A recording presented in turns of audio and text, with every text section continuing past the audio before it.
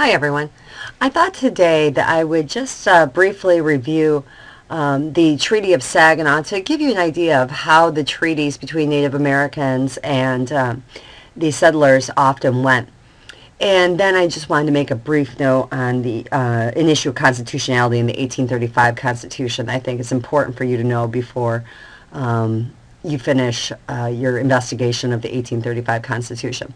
So here's a map just showing some of the Indian land cessions in Michigan. I thought we'd use the Saginaw Treaty, since it's our local area, as a way of kind of outlining how treaty making went. And so the Treaty of Saginaw really does illustrate the manner in which Indian lands were secured.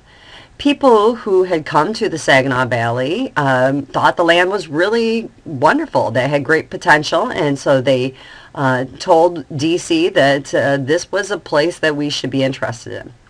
And so the government, the federal government then, instructed our governor, Lewis Cass, to negotiate a treaty, and they gave him $10,000 to help defray the costs. Any cost above what the federal government gave had to come out of the state's treasury. So Cass then sent word for the Ottawa and Chippewa to meet him near the junction of the rivers flowing into Saginaw. And he sent ahead of him a man named Lewis Campow, who was a fur trader and a very influential person in Michigan history. And he sent Campow ahead. He told him to go ahead and build the council house. These were large event centers. He sent 2 ships with provision and liquor made ready.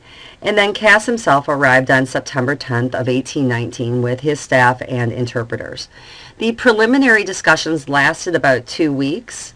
We're not sure on the exact numbers, but anywhere from 1,500 to 4,000 Native Americans came to the treaty discussion. Cass made a very lengthy speech and stated that they would like to buy 6 million acres and that they would pay $3,000 with $1,000 a year in perpetuity. They would also offer the services of a blacksmith, farming implements, and teachers to instruct in agriculture. They would also provide reservations for the Native Americans to live on. The Native American, the Ottawa and the Chippewa, had a friend, Jacob Smith, who was a trapper, and he advised them to go against it. And in what was kind of a dirty little deal, Cass paid off Jacob Smith. And then Jacob Smith turned around and said, "Oh no, it's a good deal." So they took it. It's a typical example, though. That's pretty much the pattern that went. Some statistics, much is often said about the government paying Native Americans next to nothing for this land. That's a little probably exaggerated.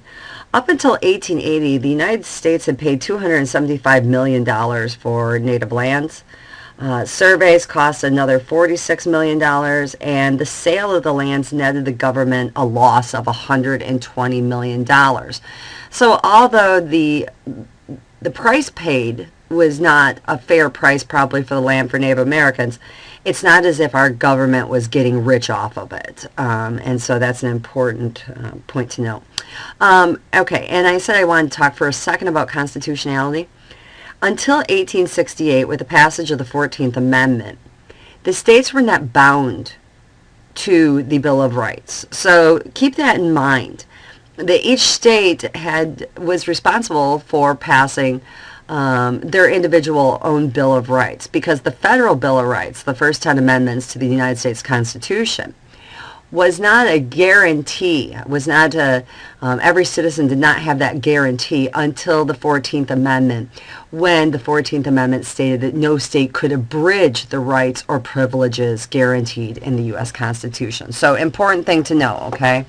Have a great week. Call or email or stop in my office if you have any questions. Bye.